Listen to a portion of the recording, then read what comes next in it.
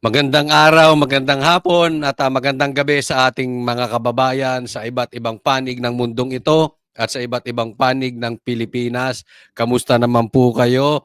Painit ng painit po ang ating politika at kung ako po ay tatanungin ninyo, medyo talagang malabo na itong kanilang nilulutong impeachment. Pag-uusapan po natin yan kasi nagsisi-atras na po at natakot na po at sa aking palagay, tandaan po ninyo ito.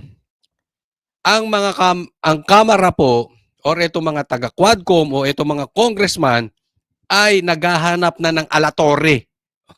Ano naman yan, Coach Oli? Mag-aalatore na yung mga taga-Quadcom, mag-aalatore. Mamaya pag-uusapan natin kung anong ibig kong sabihin nung mag-aalatore. Pero ito po ang ating magiging topic for today. Senado, sinaway ni Cheese na wag magkomento patungkol sa impeachment, pero nilaglag siya ng mga senador. Ayaw sa impeachment. Yan, nagsalita na. Mamaya, pag-usapan natin. Tapos, pangalawa, Marcoleta, tinawag, diretsahan, tinawag na bobo ang Quadcom. Yun. Pangatlo, dahil dyan, Marcoleta, tinakot ng patayan. Yan po ang magiging ating pag-uusapan at ang ating magiging topic for today. So wag pong kakalimutan na bago po tayo magsimula, i-like nyo po itong video na ito at sana doon sa mga hindi ko pa po subscriber, yan, sa mga kaibigan natin, mga manunood, sa ating mga kababayan, subscribe po kayo dito sa channel ko, Coach Oli News PH. Huwag pong kalimutan, subscribe, and subscribe. Yan, hindi na po natin pagtatagalin. Dediretso na po tayo agad sa ating topic dahil kay Coach Oli, ang bida ay ang balita. Ito muna ating pag-usapan. Unahin natin mamaya na po yung patayan kay Marcoleta, sige, pag-usapan muna to. Political process, not a judicial one. Ulit. Impeachment is a political process, not a judicial one. Ang problema, Jinggoy, Senator Jinggoy, ginagawa nila judicial. Napaka-judgmental ng mga kasama mong mga politiko. Diretsahin mo na. Hinuhusgahan na agad si BP Sara. Sangayon po ako sa hindi pagtuloy ng impeachment. There are many Ginaya mo naman ng Iglesia ni Cristo ng statement. Ang dami ring mga politiko sip-sip sa sa Iglesia ni Cristo, but anyway. Alam naman natin napakalakas ng Iglesia ni Cristo. Kaya nga naman talagang ninervyos itong Kamara. Sa katunayan, merong bali-balita, nahihirapan sila kumuha ng numero para magsisignature, para pipirma kasi kailangan nila ng 106 na pirma para diretso, mapabilis papunta sa Senado. Ganyan po ang kalakaran niyan. Pero alam mo, bago natin pag-usapan tong kay Jinggoy, ito po yung sinasabi ko na marami na pong umuugong na balita na una, hindi na ito matutuloy itong impeachment na ito. Kasi una, yung mga senyales, nagsalita ang INC. At alam natin, naging marespeto itong mga congressman dito sa sinabi ng INC na magrarally sila dahil ayaw nila yung impeachment. Napakaliwanag po nito. After nung statement na yon, nagpatawag na ng meeting sa Malacanang. Nagpunta 200 plus na congressmen diyan sa Malacanang mismo, sa palasyo. At ang umuugong, ayaw magsipirma ng mga kongresista. Dahil nga naman, mapapasama ang kanilang diretsahin na po natin. This is a political suicide. Matagal na po nating sinasabi, si BP Sara at si BBM ay uniteam pa. Binabanggit ko po sa aking channel, doon sa matagal na nanonood ng live ko, it's a death sentence ang kalabanin ng Duterte. Dahil alam natin na malakas pa rin ang Duterte. Pero yan pa rin ang ginawa. At ngayon, eto na. Eto na po, doon sa pirmahan. Wala na pong urungan to, magkakaalaman. Hindi na pwedeng makatamba ka and at the same time Sara Duterte ka. Hindi na po. Kasi pag pinirmahan mo yan, ibig sabihin ayaw mo si Duterte. Tama yung sinasabi ni Jinggoy. This is a political issue. Not a judicial issue. Kaya nga naman, yan ang balita na mag-aalatore na tong mga to. Anong alatore? Di ba? Ano? Yung sinasabi na naalala nyo yung sumugod sila sa KOJC at naghukay sila doon. Naghahanap na sila ng exit na paraan para hindi sila kahiya-hiya. Kasi may hukay doon. Tapos hindi nila mahuli si Pastor Kibuloy. Di ba? So naghahanap na sila ng issue. Kaya nga ang nababalitaan that time, na talagang magdadampot sila ng mga vloggers, ng mga media ron. Paiikutin nila na kaya hindi nila mahuli dahil kasalanan ng media. Ganyan na po ang usapin nun. Ganyan na po ang nakakarating sa aming balita. Bakit? Para isalba ang kanilang kahihiyan. Ito na po ang katatapusan niyan. Magsasalba na po sila ng kahihiyan. Bakit? Kasi hindi ito magsusurvive. Una, sa Senado pa lang alam mo sasablay. Pangalawa, natakot sila sa INC. Pangatlo, maraming ayaw pumirma na kongresista. So, paano nila isasalba ang kanilang kahihiyan? Sasabihin nila, malamang-lamang kulang na sa oras. Sasabihin nila, ayaw pumirma ng kongresista kasi gusto muna nilang makita yung laman ng impeachment. Pero pagka hindi sila pumirma, ibig sabihin, tatalakayin pa sa Kongreso. Pag tinalakay sa Kongreso, hindi naaabot. So ang anong excuse nila? Para hindi sila nakakahiya na hindi magtutuloy yung impeachment, na hindi magmumukhang tanga. Diretsahin na natin, na hindi magmumukhang tanga si Martin, si BBM at ang Quadcom. Ano yun? Kulang na sa oras. Tingnan nyo po, yan ang magiging exit route nila. Yan po ang pinag-uusapan ngayon. Yan na po ang kumakalat sa mga group chat ng mga reliable sources. Okay? So, paano? Sige nga, paano nila tatakasan? Yang nakakahiya na yung impeachment sila. Pagkatapos, andyan ang impeachment, hindi naman pala nila kaya. Naramdaman nila ang lakas ng puwersa ng Duterte. Kaya tayo ay magdiwang at tayo ay patuloy na mag-ingay dito sa social media. Pressing problems in our country that need to be addressed, not only by the two highest officials, but also by us, lawmakers. Impeachment will only sow divisiveness and distract us from the urgent and pressing issues we must collectively address. Yun, nag-English si Jinggoy. Alam mo, sa dami mo nang sinabi dyan sa Senado, parang dito lang ako, eto lang ang nagustuhan ko sa sinabi ni Jinggoy. Sa dami-dami ng pinagagawa niya dyan, ayaw pa niyang palabas yung drug test. But anyway, yung issue ng drug test, 'di ba? Naalala nyo, no? Hinarangan niya 'yon, no? Pero hindi natin nagustuhan 'yon at maraming hindi nakagusto noon. Bagamat maraming hindi nakagusto noon, eto ngayon tama naman siya. Sa tingin ko pag tama palakpakan. Yung dati talagang mali, sablay talaga si Jinggoy doon. Dito tama siya.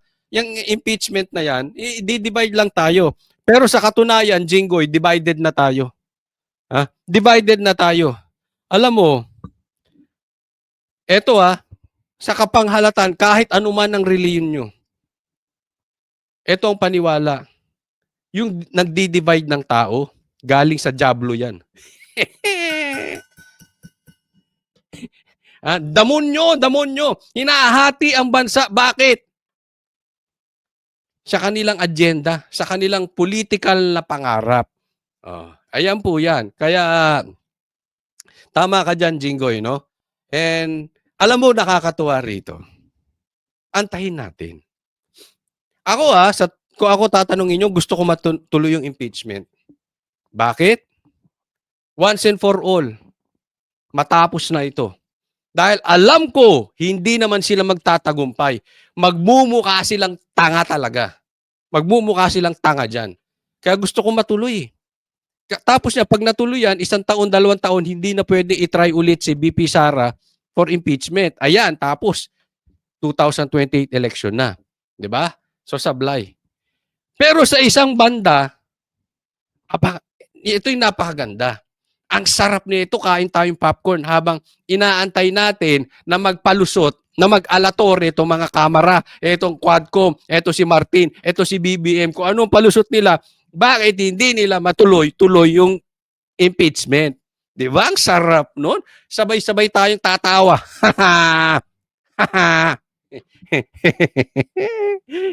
Di ba? Biglang inurong, isipin mo, nakipagkuntsaba ka na sa mga NPA komunista, di umano. May di umano, ha? Oh. Nakipagkuntsaba ka na, sablay ka pa, hindi pa rin yung maituloy-tuloy. Ang laki na ng inubos nyo sa kakaayuda. Ayaw pa rin sa'yo ng tao. Kakahiya yun.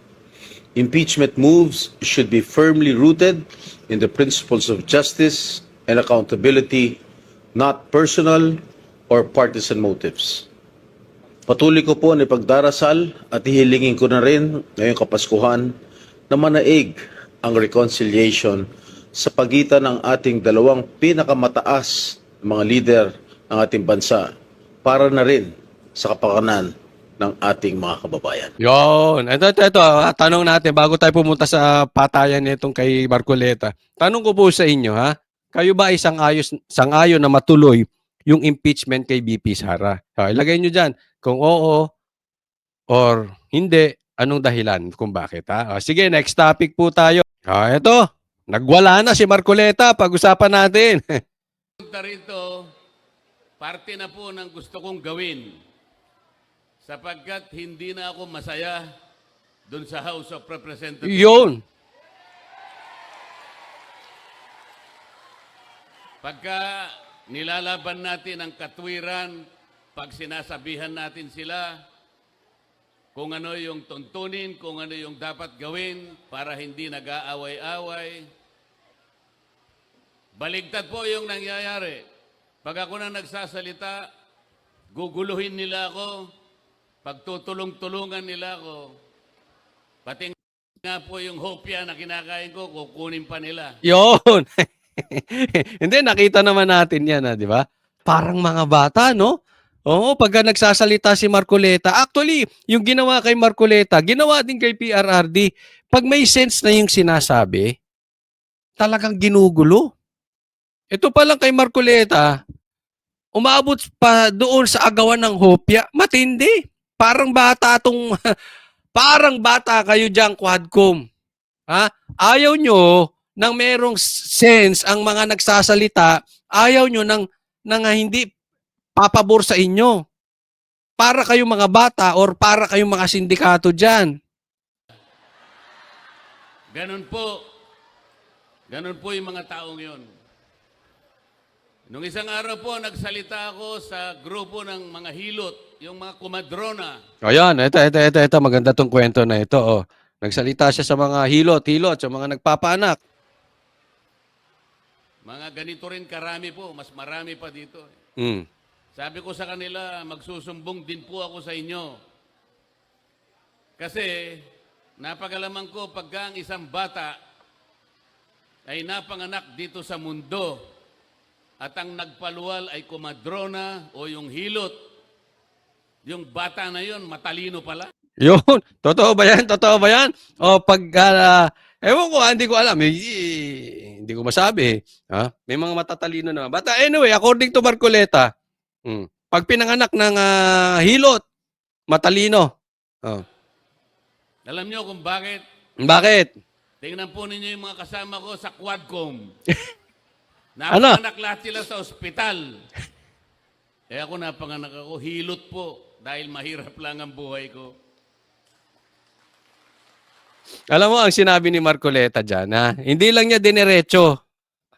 Pero sinasabi niya dyan, kayo Quadcom, mga bobo kayo. Dahil anak kayo sa ospital. Hindi ko alam kung totoo. Pero ang importante rito, ano yung sense nung sinasabi niya? Ha? tinatawag niya ng bobo itong mga taga-Quadcom. Ay, mag-iingat ka, Marcoleta. Lalo na dyan kay Barbers. Eh, Mr. Demanda pala yan, gagayahin si Trillanes. Ha? May napanood ako, hindi demanda raw yung mga vloggers. Oo, pati pag-iinitan ata kami. Oo, pati daw yung mga vloggers na naging journalist. Eh, sino pa ba yun? Nako! Pantindi! Matindi! Ha? Ganito na ang kanilang ano. Ganyan na ang kanilang... Tama ka, Marcoleta. Bobo yung mga yan. Siya nagsabi, hindi ako, baka i-demanda mo ako, Barbers, ha? O, siya nagsabi. 'Di ba? Ano ba ibig sabihin niya nun? Eh di bobo yung mga anak sa ospital. Ay anak din naman ako sa ospital. Bobo tayo parehas. Napanganak sa ospital, tingnan nyo, pumurol ang mga ulog. Si Paduano ba? Puro lang ulo. Eh yung English ni Dan Fernandez, mapurol ba? Eh si Abante. Ha? Sabi nila, magkaisa tayo. Gumawa sila ng manifesto. Kailangan kanya magkaisa tayo sa katapatan at paninindigan para alagaan natin ang ating bansa. Paanong pagkakaisa yon? Paanong magkakaisa ang isang bansa kapag ini-impeach mo ang Vice President? Hindi, bungol nga talaga yung mga yan. Saan ka nakakita ng isang presidente ang number one campaign niya ay pagkakaisa or unity? Tingnan mo ang nangyayari ngayon. Kung hindi ba naman walang weak eto si Marcos, hindi niya kayang panindigan. Hinayaan niyang nilapa nung pinsan niya yung kanyang vice president. Anong kabaklaan po yun? Bakit mo hinayaan? Yung babae.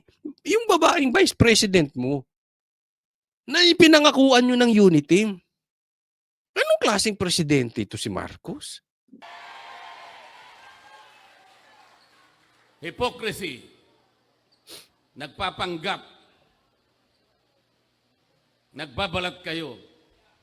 Ano po yung nagpapanggap sa Bisaya para ma-emphasis? Ipokrito. Ha? Ano yung sabi sa... Oh, yun.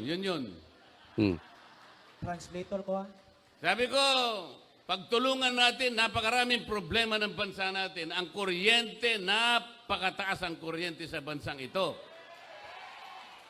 10 bills, power bills ang ipinail ko.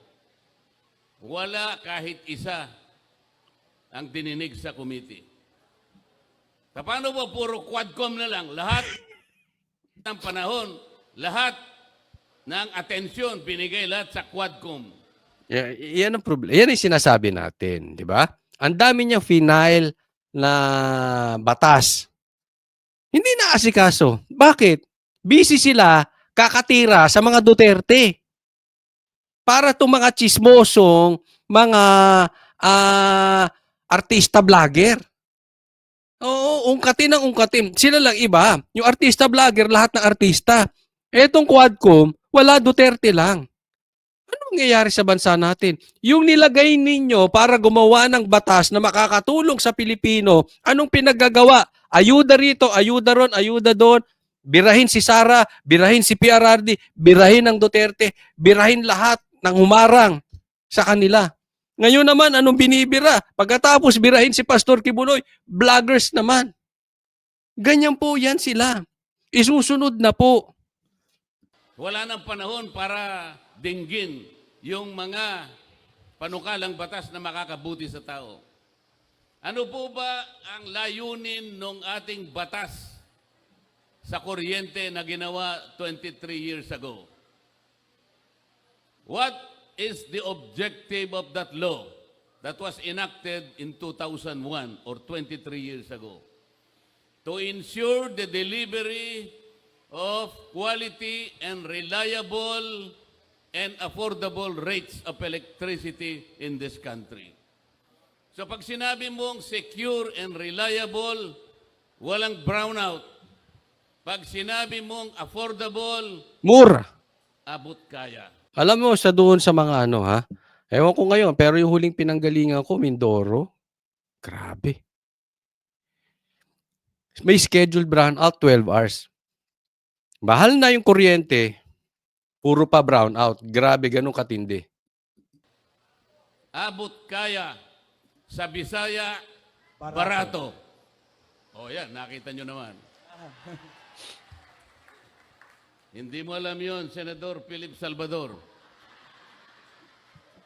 Yun ang pangunahing layunin. Pero hanggang ngayon, after 23 years, abot kaya ang kuryente, abot langit.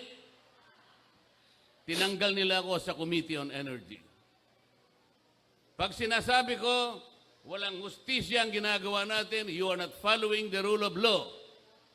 Tinanggal nila ako sa Justice Committee. Kasi i-impeach nila yung Vice President. Para hindi na ako siguro makasali, tinanggal nila ako sa Justice Committee.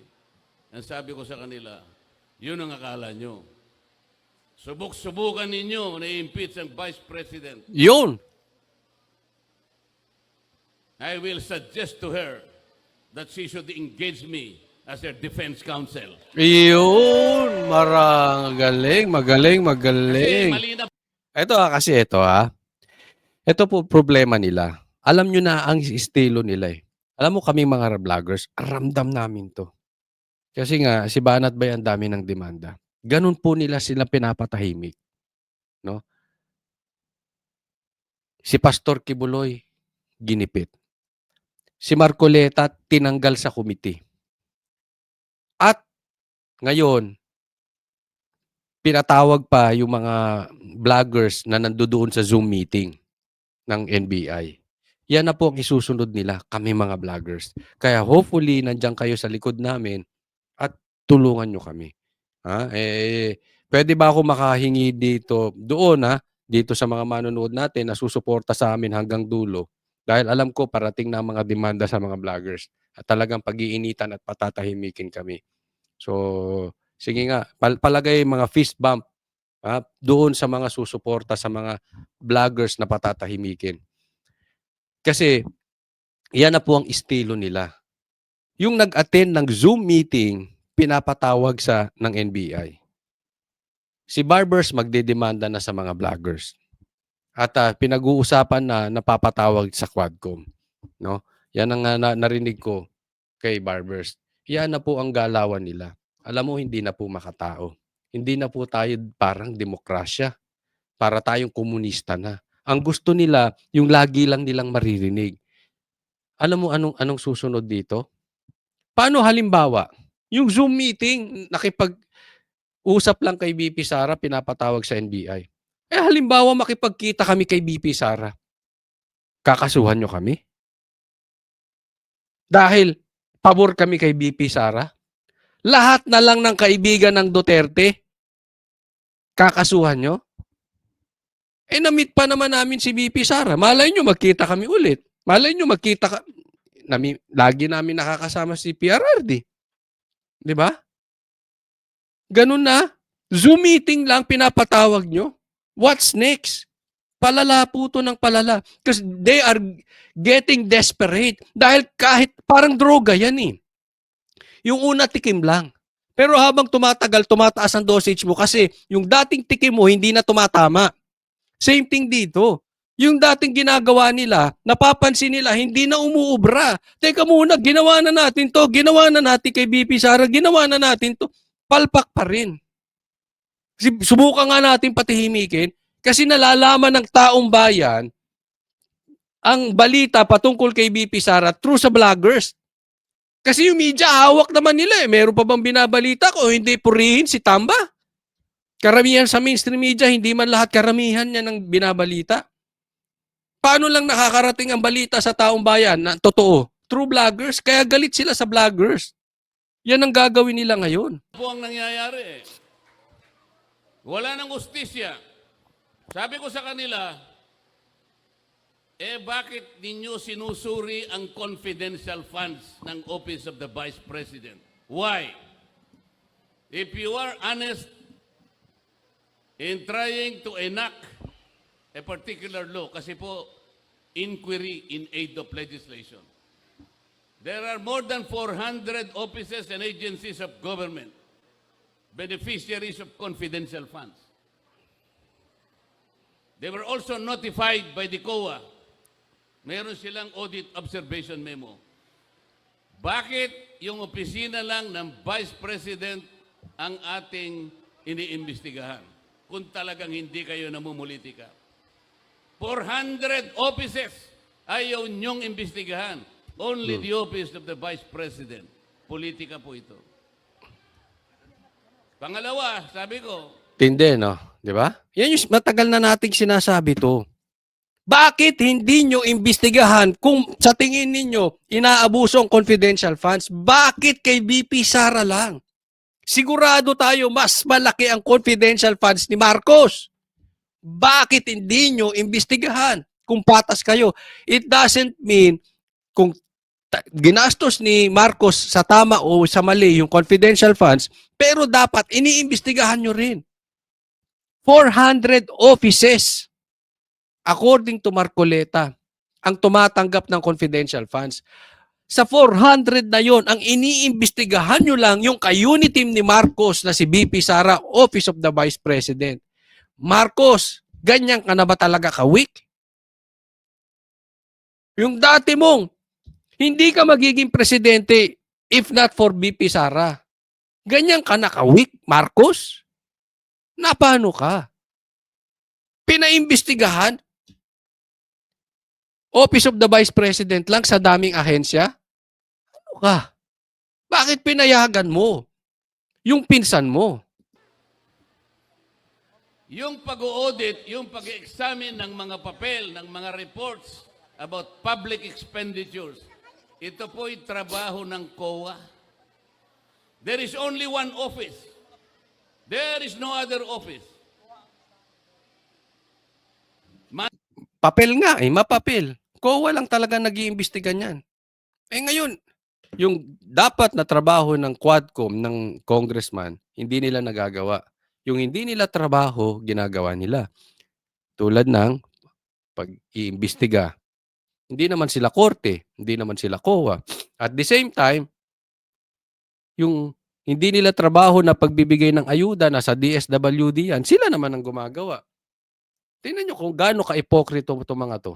Mandated to audit and examine expenditures of public funds. Only the Commission on Audit. Ang sabi ko, bakit po natin ginagawa ang trabaho ng COA? Kayo naman, Commission on Audit, bakit nyo sinurrender ang inyong tungkulin? Yun, isa pang question yun. Bakit nyo naman sinurrender ang tungkulin nyo, COA? Bakit naman nagpauto kayo dyan?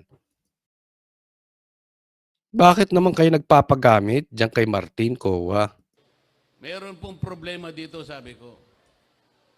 Nilalabag natin ang saligang batas. What was delegated can no longer be delegated. Kaya lang po pag ako nagsasalita ng ganito, pinapaalala ko sa kanila, tinuturuan ko sila, ang pinasasagot nila sa akin, yung mga magugulo. Si Guguluhin Paduano. nila ako. Di ba? Ginawa din niya kay PRRD eh. Pag nagsasalita ng tama, guguluhin. Sisigaw ng sisigaw. Si Paduano parang iniwan ng siyota eh. Sigaw ng sigaw eh, di ba? Ganyan din ginawa kay Marco. Ganyan din kay PRRD. Kaya magpaliwanag ni Paduano ng malumanay. Hindi sila makikipagdebate. Ang gagawin nila, manggugulo lang. Hmm. Pagkatapos, papatayin nila yung aking mic. Yun. Ito ayaw nila ng debate. Pagka meron ng sustansya ang sinasabi at talagang sasalungat na sa kanilang gusto, guguluhin nila tapos papatayan ng mic. Ganyan po kadiktador yung mga yan. Hindi ko alam kung asa na ang demokrasya natin. Astang komunista yan eh. Diktador ang asta. Bakit mo papatayan ng mic? 'Di ba? May karapatan niyang congressman din yan. Ang gusto kasi nito mga ito,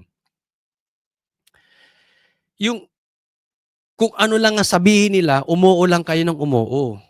Kaya nga sabi ko kay BP Sara, aminin niya na siya pumatay kay Jose Rizal para tapos ang issue.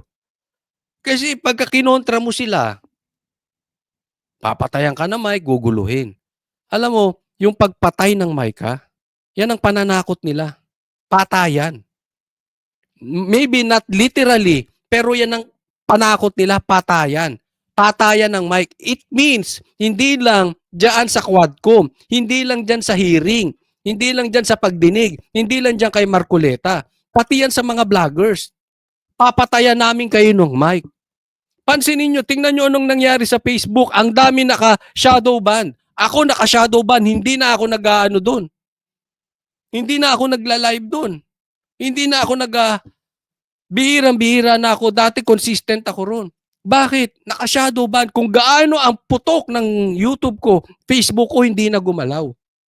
Papatayan kanila ng mic. Patayan ang habol nila. Didemanda ka, tatakutin ka ng demanda, sasabihin nila magdidemanda kami, etc. etc. Basta ayaw namin ng sinabi ninyo, papatayan ka namin ng mic. Sa ayaw o sa gusto ninyo, ganyan ang galawan. Magkakaibang paraan lang. Ganyan po. Isipin mo, umattend lang ng Zoom. Zoom meeting. Papatawag ng NBI. Anong klase? NBI naman susunod. Diba? Anong politika meron tayo ngayon? Sino pa bang maninindigan sa Pilipinas? Ultimo NBI. May galiwaw. Zoom meeting.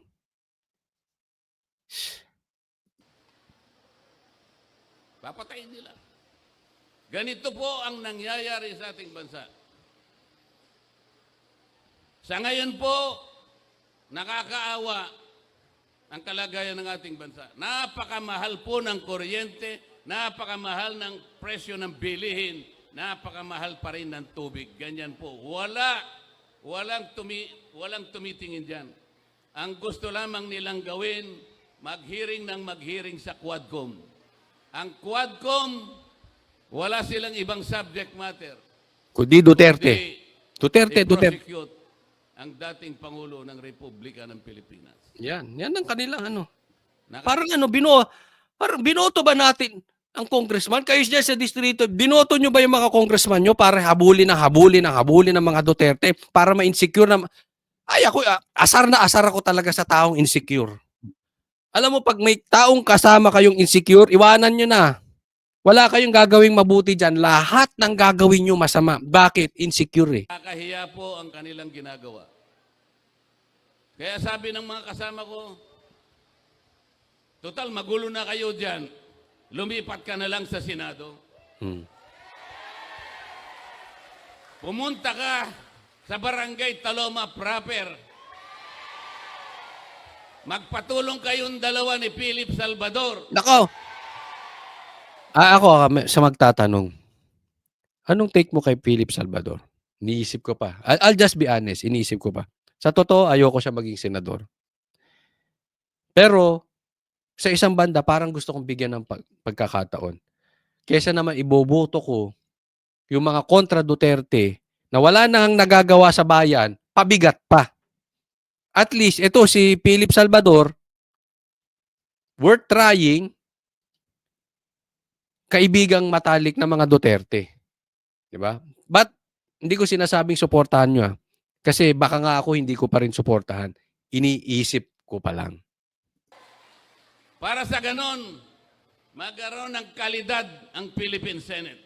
Gusto ko malaman din, kayo ba boboto nyo si Philip Salvador? Alam ko si Marcoleta boboto nyo. Sama nyo na rin Dalawa silang nakipaglaban kaya ginigipit. Lalong-lalo na si Pastor Kibuloy.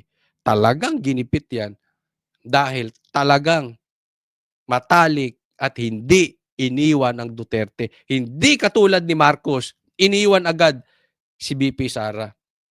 Si Pastor Kibuloy, hindi traidor.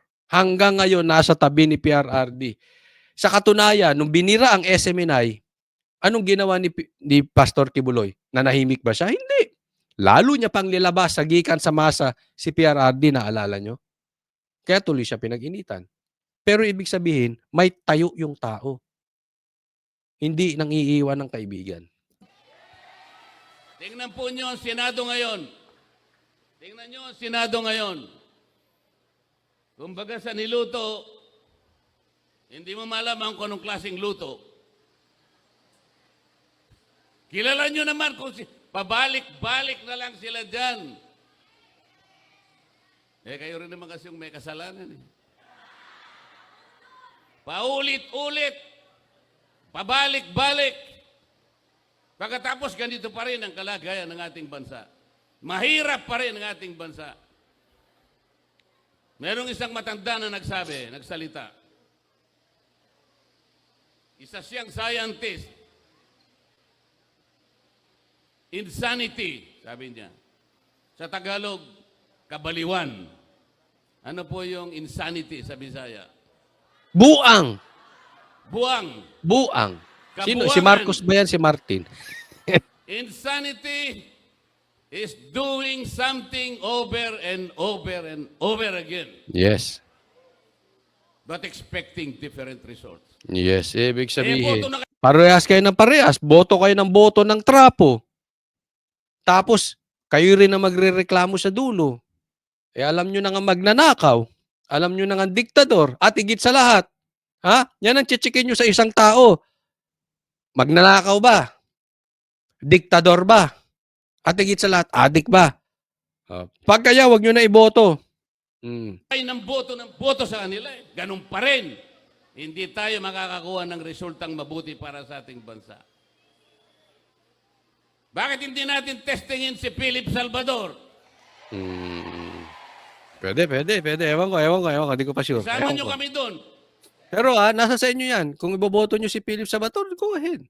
Kung hindi, go ahead din. Walang pilitan sa channel ni Coach Oli. Sinasabi ko lang yung aking side. Kahit hindi mo malaman kung anong klaseng niluto ang Philippine Senate. Sabi nila sa akin, paano isasama mo ako dyan? Hindi pala magkakapareho yung sahog, hindi magkakasama yung sangkap.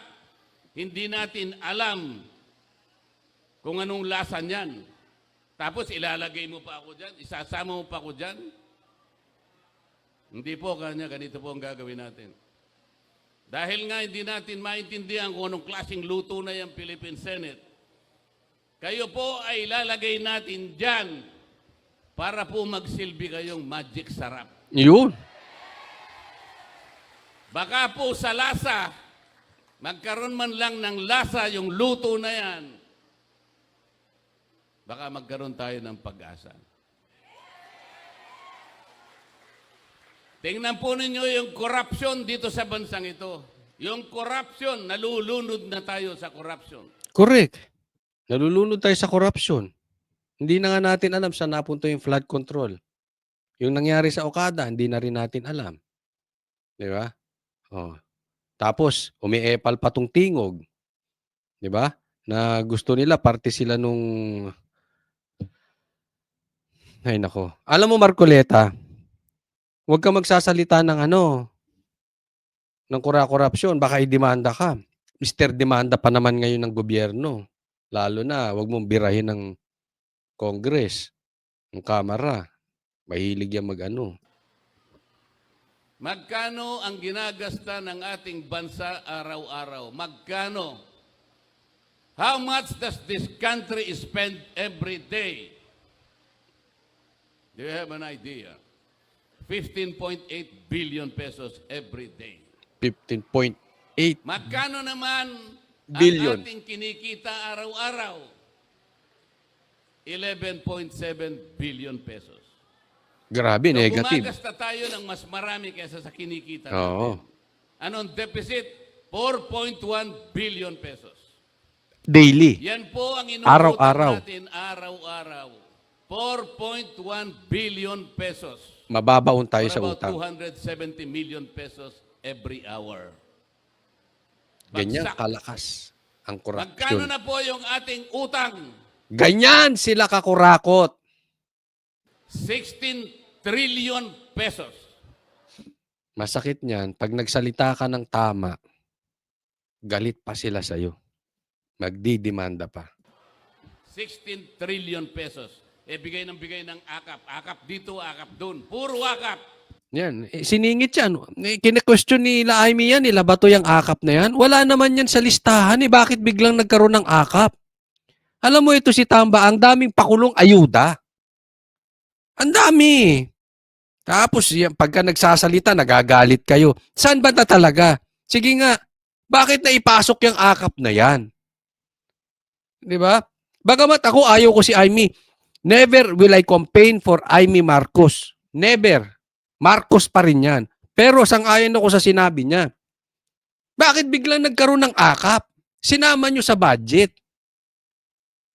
Puro kayo ayuda. Iba't ibang klaseng pangalan ng ayuda na imbento nyo na. Ginagamit nitong si Martin. Hindi po yan ang gawain ng House of Representatives. Correct. Hindi nila trabaho yan eh. Yun ang yung trabaho nila, hindi nila magawa. Tapos, gagawa sila ng trabaho nang hindi naman nila dapat trabahuhin. Hindi po yun ang aming gawain. Wala po kaming gawain na kami ang magbigay ng kung ano-ano. Tingnan po Kabobo, niyo no? yung ginawa nila. Tingnan. Kabobo, no? I mean, wala na bang maisip na paraan? Ako nagtatanong lang, Martin, huwag ka magagalit, ha? Wala ka magagalit. Wala ka na bang maisip na paraan para mahalin ka ng taong bayan bukod sa ayuda? Tanong lang po yun. Demokrasya tayo, di ba? Hindi tayo komunista. Pwede magtanong. Dahil sabi nga, ang politiko ay hindi dapat balat sibuyas. Wala ka na bang Can you not be wise, intelligent, creative para mahalin ka ng taong bayan bukod sa ayuda? Tingnan niyo yung politika. Ang budget po na pinresent ni Inday Sara, 2 billion pesos. Ano ang ginawa nila? Tinanggal po nila, sabi nila, hindi, gawin na lang nating 700 million. Kasi yung ibang budget mo rito, ginagawa na rin ng DSWD. Yung iba, ginagawa na rin ng DOH. Yung iba, ginagawa na rin ng CHED. Ibig sabihin, yung ginagawa daw ni BP Sara, ginagawa na naman ng iba. Redundant ang tawag. Kaya binawasan nila yung kay BP Sara. Di ba? So para walang duplication, tanggalin na natin yan. 700 na lang ang budget mo, Madam Vice President. Pero tingnan mo, sila nang namimigay sa binibigay ng DSWD. Akap dito, akap doon, puro akap. Di ba? Kita nyo pagka-ipokrito? Binawasan nila budget ni BP Sara kasi ginagawa na ng iba. Tapos sila, namimigay ng hindi naman nila trabaho. Di ba? So nagdodoble-doble lang. Di ba kaipokritohan yun? Iimbestigahan nila ng confidential funds si BP Sara. Kayo ba maayos ang confidential funds nyo? Sabi ko nga, di nyo nga matapik yung confidential funds si Marcos. Ba't ang taas eh? Di ba kaipokritohan? Puro akap. Kunin nyo yung pera. Hindi kanila yon. Pera ng gobyerno.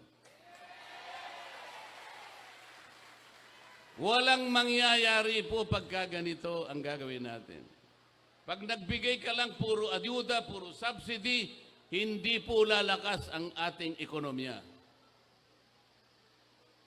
Ang mangyayari po niyan, pagkakuha ng pera, pupunta po sa mall. Correct. Wala na. Wala. Wala na. Walang production na katapat. Hindi nagkikreate ng trabaho Hindi eh. manufacturing. Hindi Puro bigay. Natuto tayo mamalimos. Ito naman si Tamba, ginagamit. Kailangan po umandar ang manufacturing para tumaas ang ekonomiya. Maraming trabaho ma-generate, maraming produkto ang makukuha, bababa ang presyo ng pagkain. Yun po ang dapat natin gawin. Ang pinaka-problema ng Kongreso ngayon, yun pong oversight function, wala na pong nagbabantay. Marami pong batas na magaganda. Pero wala na pong nagbabantay sa pagpapatupad ng mga yan. Yun ang problema. Kasi bakit? Hawak na ni Martin sa liig itong mga to. Tapos yung papatahimikin. Katulad nila Marcoleta. Di ba? Katulad ng Duterte Youth. Di ba? Patatahimikin. Katulad po ng sinabi ko sa kuryente, 23 years ago, dapat mababa ang kuryente. After 23 years, mataas pa rin ang kuryente. Tingnan po nyo yung mga barangay. Ilan ang barangay sa buong Pilipinas? Ilang bilang po? 42,000 barangays. in this country. Ilang porsyento po ng 42,000 barangays ang nakatitindig sa sariling paa? How many percent are self-reliant? 2%. Paano? Sinanay tayo ng umasa sa ayuda. Asa tayo.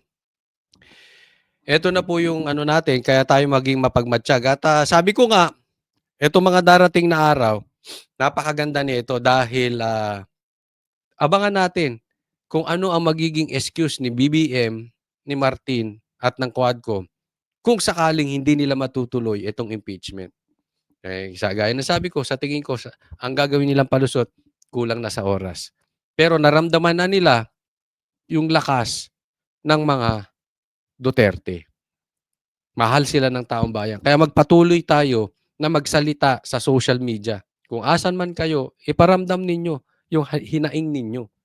Diba? Sabi nga ni BP Sara, peaceful assembly. Ito naman, peaceful comments. Peaceful posting sa inyong social media.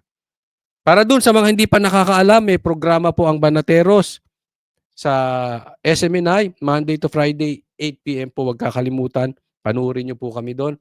And like nyo po itong video na to, subscribe na rin po kayo, ha? Coach Oli News PH. Para sa Diyos at Pilipinas nating mahal, God bless everyone. Coach Oli po.